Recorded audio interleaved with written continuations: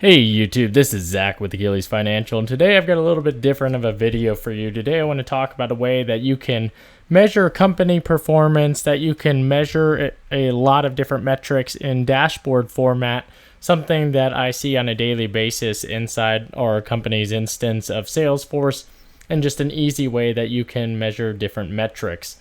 What you see on the screen right now is a bullet chart that has been built in Excel.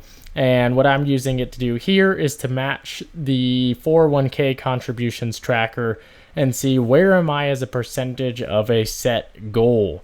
And this is just a fictional scenario, but just to remind everyone that the maximum contribution limit that you can have for a general 401k if you are under the age of, I believe, 55 is $18,500 this calendar year 2020. So what I've done here is created a metric by which on a month-to-month basis I'll be able to track that progress. So the big question here is, how do you create one of these? How are they used, and what can I do with this? So what I really want to do is utilize this platform that you see here, and let's just create one on screen together. So I'm actually going to just copy this information and we're going to replicate this chart here. So as you can see here on the screen, we've just got a lot of different metrics. Just to make it easy for everyone, I am going to zoom in and make this a little bit easier to understand.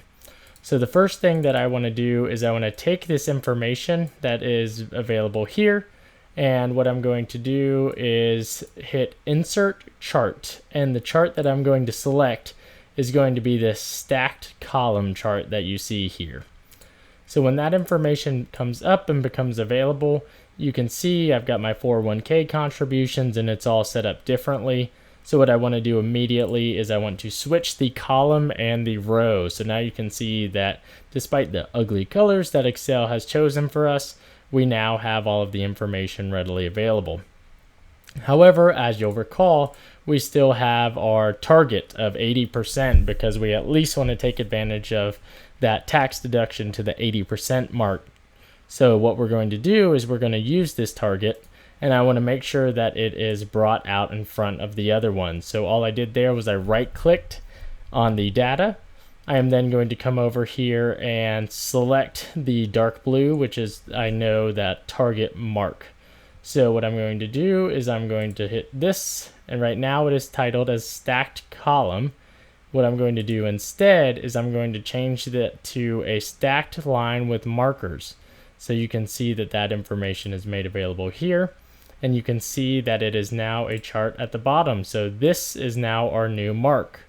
What I then want to do, because I want it all on the same page, is I'm going to right click on this axis over here on the right hand side and delete. So now very faintly we can see I'll change it to red to make it a little bit easier. You see my red point that is here in the middle of the screen.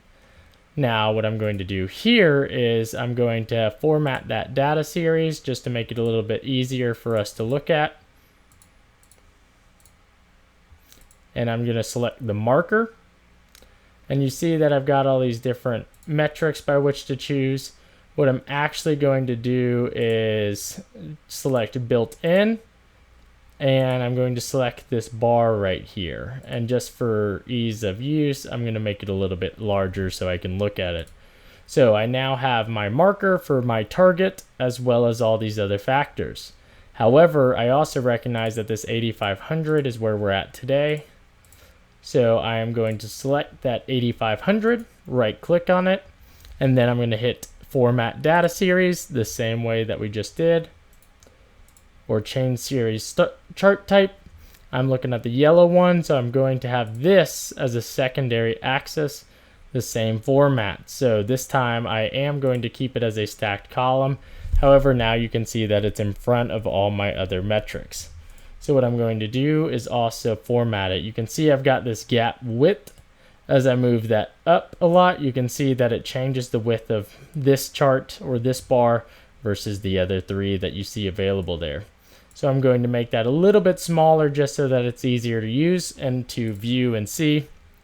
And now you can see that I have the chart up there, or my target up there, as well as my mark right here.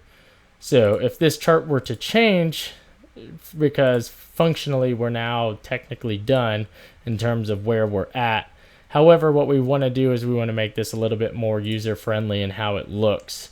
However, just to showcase how you can use this, again, if I change this target mark from 60% to 85%, you can see how that interacts. Or even if I go down to 25%, you can see that this goes up and down on whatever metric I utilize there.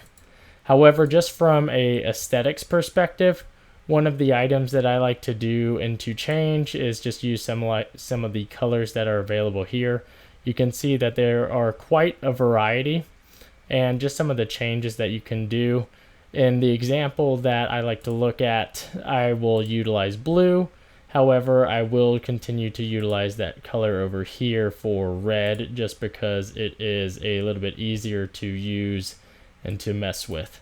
So that being said, let's change this to red just to view it easier. And then I'm going to change this to black to make this a little bit easier to look at. So now we've got a functional chart. However, from a presentation perspective, particularly PowerPoint or Excel, there's a few tips and tricks that you can do just to make this look a lot better. I like to utilize shadow on the outside as well as a shape outline.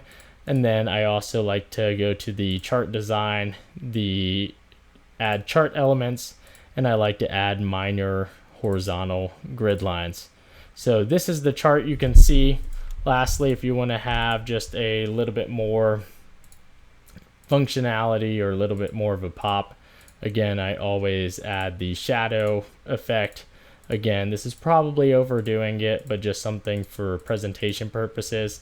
I now have a functional 401k contributions tracker that I can look at on a month-to-month basis based off the amount of money that I have put in versus my targeted allocation.